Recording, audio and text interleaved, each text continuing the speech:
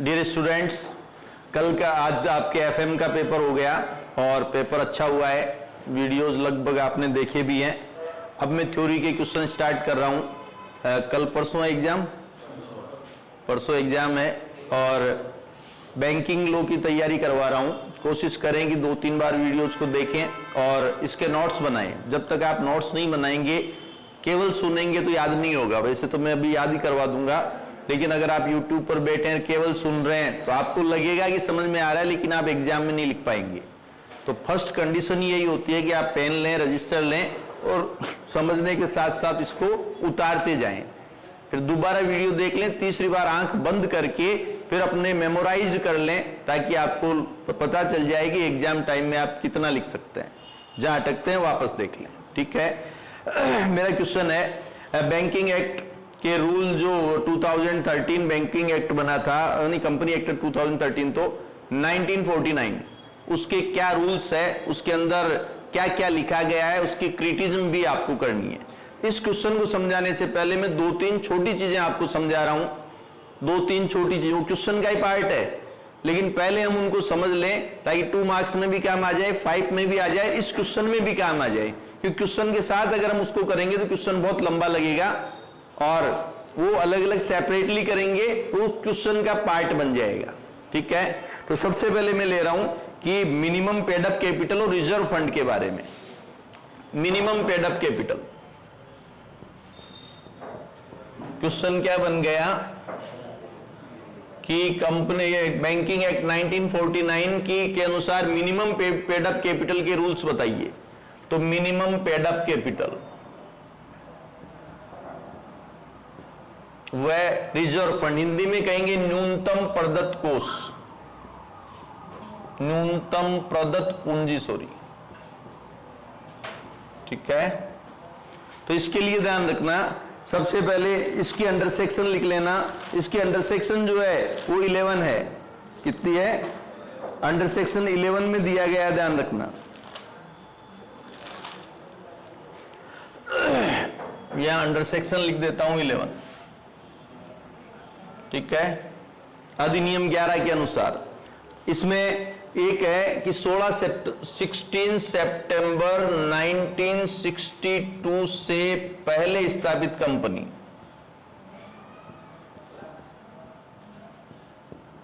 ठीक है। 16 सितंबर 1962 से पहले एक ऑफिस वाली कंपनी, जिसका एक ही ऑफिस है, और वो ऑफिस भी मुंबई और कलकत्ता में नहीं है। मुंबई और कलकत्ता उस टाइम के बड़े शहर थे, उस टाइम के, अब तो दिल्ली भी हो गया, पर मुंबई और कलकत्ता। मुंबई एक तरह से देश की कौन सी राजधानी कहलाती है? आर्थिक राजधानी कहलाती है मुंबई। ज्यादा मतलब मनी से रिलेटेड ज्यादा एक्टिविटीज मुंबई में होती है। तो 16 सितंबर 1962 से पहले स्थापित वन ऑफिस वाली कंपनी, ये वन ऑफिस वाली, एक ऑफिस वाली कंपनी। अब कंपनी मेरा वो बैंकिंग कंपनी का मतलब बैंकिंग कंपनी से ध्यान रखना। कब स्थापित हुई? 16 सितंबर 1962 से पहले, ठीक है। ऑफिस कितना है? एक, और वो भी मुंबई और कलकत्ता में नहीं है। कहां नहीं है? मुंबई और कलकत्ता में नहीं है। तो पेड अप कैपिटल कम से कम 50,000। पेड अप कैपिटल कितनी? 50,000। याद हो गया क्या? डेट याद रखनी है, 16 सितंबर 1962, याद रह जाएगा। ऐसी कंपनी जिसका एक ही ऑफिस हो और वो एक ऑफिस भी मुंबई और कलकत्ता में नहीं हो, और स्थापना पहले हुई है, ठीक है। तो उसकी जो पेड अप कैपिटल है कितनी रखी गई है? 50,000 रुपए। और ये बाद में स्थापित हुई है, बाद में स्थापित हुई है, तो 5 लाख, एक जीरो बढ़ा देना।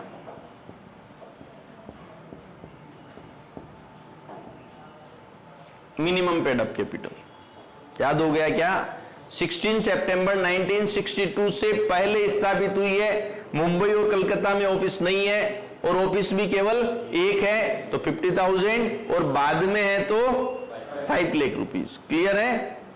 यदि बैंक के एक से अधिक ऑफिस है, अब अपना टॉपिक क्या चल रहा है, यदि बैंक के एक से ज्यादा ऑफिस है, ये एक ऑफिस वाली हो गई, एक से अधिक ऑफिस,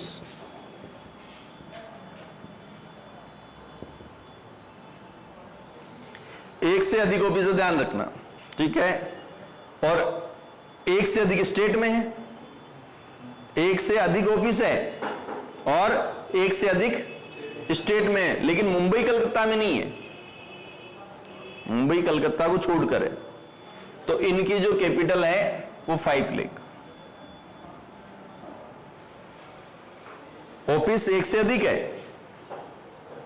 ऑफिस कितने हैं, एक से अधिक। अभी हम समराइज बनाएंगे, फिर पहले एक बार आप समझ लें, ऑफिस एक से अधिक है और मुंबई कलकत्ता में ऑफिस नहीं है, एक से अधिक तो हो गया, लेकिन कहां नहीं है, मुंबई और कलकत्ता में नहीं है, तो 5 लाख, और मुंबई और कलकत्ता में भी है तो 10 लाख। अब मैं याद करवा रहा हूं, सबसे पहले हम एक ऑफिस वाली लेते हैं, एक ऑफिस वाली ले रहे हैं, उनका मुंबई कलकत्ता में ऑफिस नहीं है, ठीक है, 62 से पहले है तो 50,000, 62 के बाद है तो 5 लाख।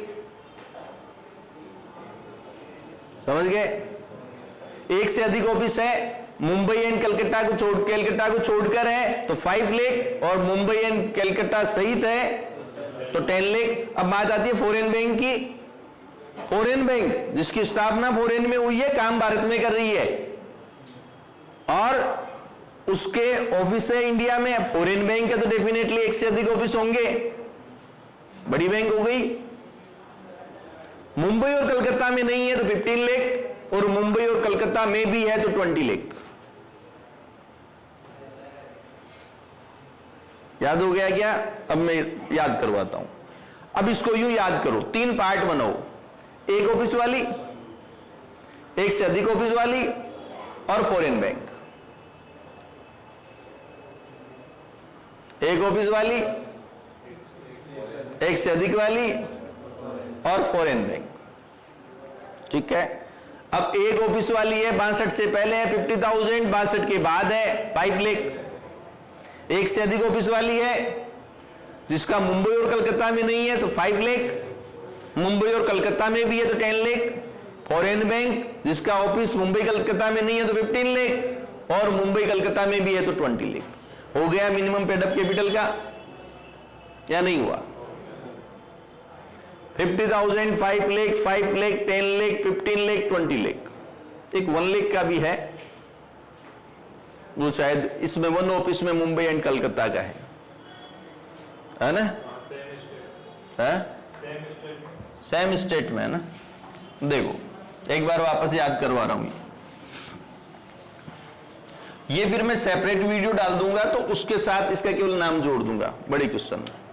देखो ये कह रहा है 1 ऑफिस, अभी याद करवा देता हूं, हो गया होगा नहीं याद? 1 ऑफिस, मोर देन 1 ऑफिस,